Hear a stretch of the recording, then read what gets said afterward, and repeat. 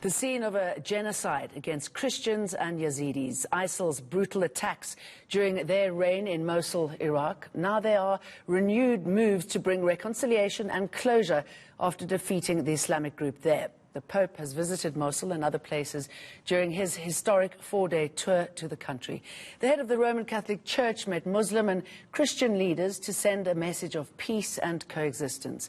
He is the first Pope to visit Iraq. To talk about the significance of this, we're joined by the Roman Catholic Church Archbishop William Matthew Slattery. Archbishop, very good morning to you.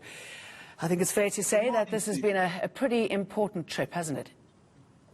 This has been a very important moment, really, for religion itself and also for our own faiths.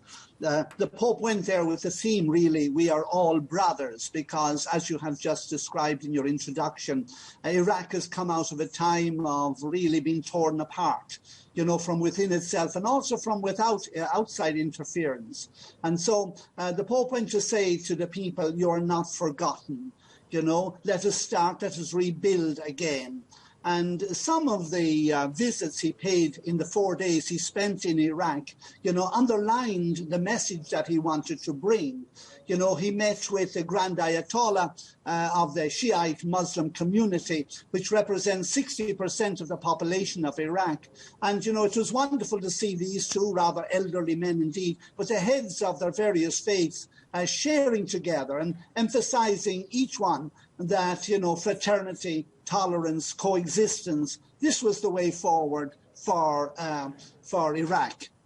So I think it was of great importance for people, Muslims and Christians around the world, to see that our religions really are leading them to a greater fraternity and greater tolerance of each other. I mean, and working to build up our countries. Yes, sorry. Sorry. I mean, the Pope, I mean, he's known for, you know, reaching out to the persecuted, and it's one of the cornerstones of his papacy, isn't it? But, I mean, the Christian population there, one of the oldest in the world in Iraq. I mean, the numbers have really dwindled. Obviously, those attacks by ISIL didn't help. Where does it leave them at the moment? And what sort of leverage do both the main religions there, Muslims and Christians, have when it comes to negotiating with each other?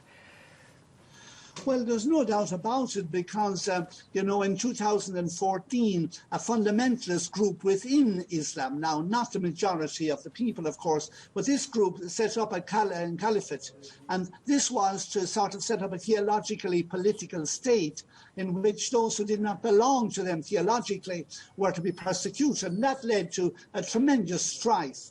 And so, really, the churches and the faiths have come together now to say, look, we must emphasize that religion is really about tolerance. It's about fraternity. It's about hope. You know, and the Pope went there, as you say, very much. This is his theme around the world. You know, when he came to Africa, he went to the Central African Republic, where, you know, some of our own soldiers had died. He went to dangerous places. He went to the marginalized. He goes to people whom the world is inclined to forget. And so his visit there focuses the attention of the world again on the suffering that these people have gone through, and also to bring hope to them and an invitation. And briefly, if you will, sir, I want to just jump in here. I mean, he's been very important to the church. We know, I mean, we've seen dwindling numbers there. You saw him staggering around a little, so his sciatica is still a problem. How well is he? What is the conversation around the Pope?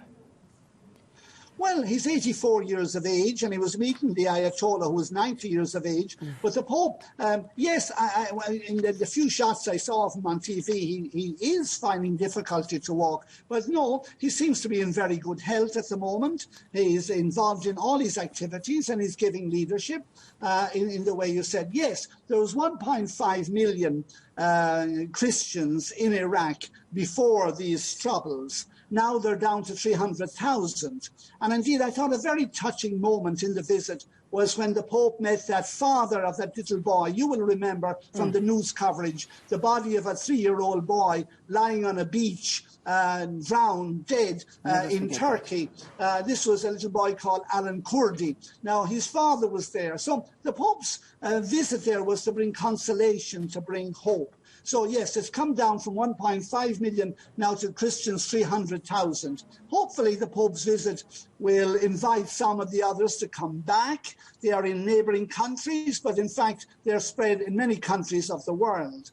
So hopefully this will be a sign of hope, because he wanted to bring hope there. Okay, Archbishop, very good to talk to you. Thank you very much for that.